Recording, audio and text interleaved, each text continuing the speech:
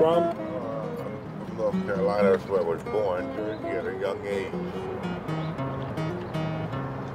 I went to school in New Jersey.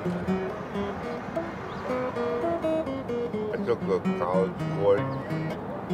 That didn't work out. I don't know, I just didn't like the college too much. I think I was too close to home.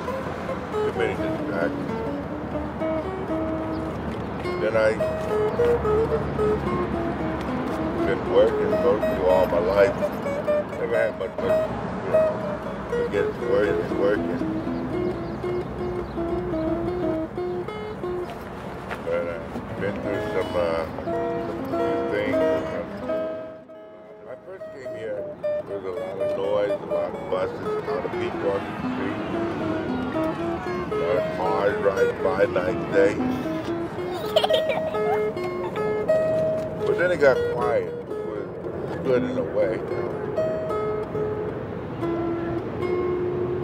was good because, things got quieter and cleaner.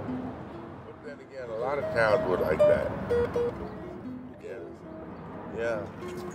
Well, a lot of cities are quieted down. Like Newark is quieted down. You go to Newark, it's a different city. And 20 years ago, and another 20, even then, I'm still here. I don't have family here, because that's just part of human nature. Just like the light, daylight and sunlight. It can always be around. But I don't like a lot of crime too much because it complicates things. It gets in the way, and it's sad when somebody gets murdered or died, or somebody gets robbed. I mean, nobody wants to be, robbed or die. That's a bummer because that's really bad news because I've been there before, and it's no fun to spend 2 years or 2 months in a hospital. And half your time of your life in a jail. It's like a system that you go through that's very hard to get out of. Not something moved to different towns, and sometimes I think about it and I say I've wasted my life, and other times I think about it and say, well, I wouldn't be the same person without that. I guess the important part is that you recover. What about sorrow? Like when you're alone, usually what goes through your head when you analyze? Well, I've been alone. I know that one of the worst feelings is to be alone in jail. That's one of the worst feelings that you can have, I think. Because, you see people visiting, getting visits, and no one visits you, and you sit back and you can't help but think, you've been deserted. You're not used to living by yourself. All your friends, suddenly you have to deal with new people, new friends, and that doesn't happen overnight. You don't make overnight friends. Just don't happen.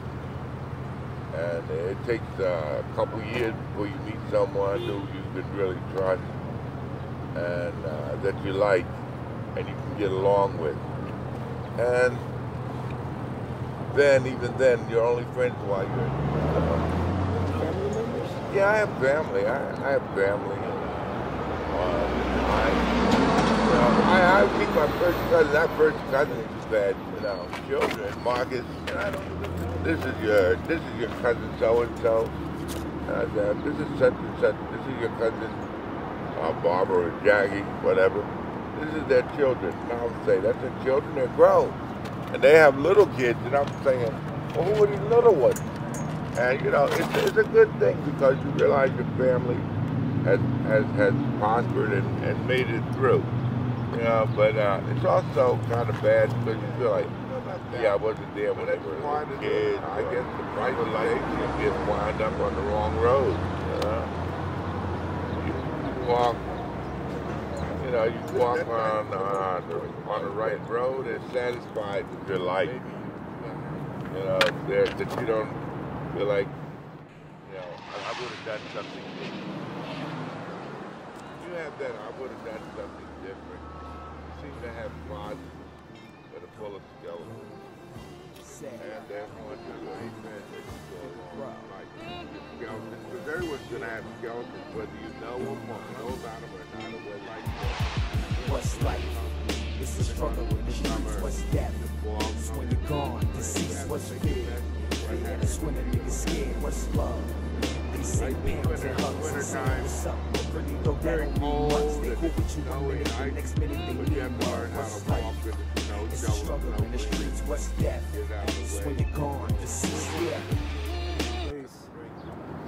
well, alone with no family members, when you go into that room for yourself, which is a box, and then that's most likely when your thoughts and you're in touch with yourself. Yeah, at that point you turn on the TV or the radio, whatever, and you turn on the TV and the radio, and you feel lonely, and you know, you make a cup of coffee. But then again, after so many years of that, it becomes a custom. You realize that you're only alone in your mind. It's a state of mind that you're in. And if you can deal with that and learn how to deal with that, you can probably be happy when you do meet your family, when you do visit them. I have a mother, and she's still alive. She's old. So you do keep in contact once in a while? Yeah, once in a while, like I try to get over there. Where you go, down south? No, she lives in New Jersey. Oh, yeah? Yeah, she lives nearby, but not real close to me. And I feel like, you know, it's her birthday, I should see her on Mother's Day, I should give her some flowers, some roses. It feels good to come back home? It feels good to come back home, or it's weird? Well, it feels good to come back home, but I wonder how much longer she's going to stay alive, you know, because you only promised, what, 7 years, and she's like somewhere between 80 and 90, you know. Usually that's pretty good life, but then too, you know, like you said, you live life, you always think you're ready to meet your baby. You always think you're ready to see the end. But when it comes on you, you know, there's always that urge to want to go back to have another chance at life, to live another day, another week, whatever. You never thought about, like, going back? Yeah, I thought about it, but then I said, nah, no, I like my life right where I am now. Yeah, I'm a grown person, and I like to visit my sister, my mother. My brothers have died, most of them. When you decided to just be the way you are, like, I looked at my situation and I said, well, the reality of it is that I'm alone and that friends are few and far between. But when you have that kind of a situation, you can't always make a lot of friends because people will use you, you know, because you're nice or you're kind. They'll try to use you up.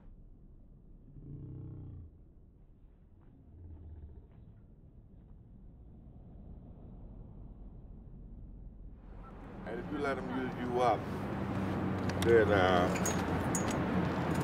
you'll be bitter in life. So when you was young, like when you're 15, 16, did you ran in the streets or you had a regular? No, people didn't hate them. You know, they didn't hate them. They found there were differences, but it was still the same deal that it is today. Right. You know, there's so much they can do, and very little. Sometimes a great deal. Sometimes something happens, a dramatic event, a leader gets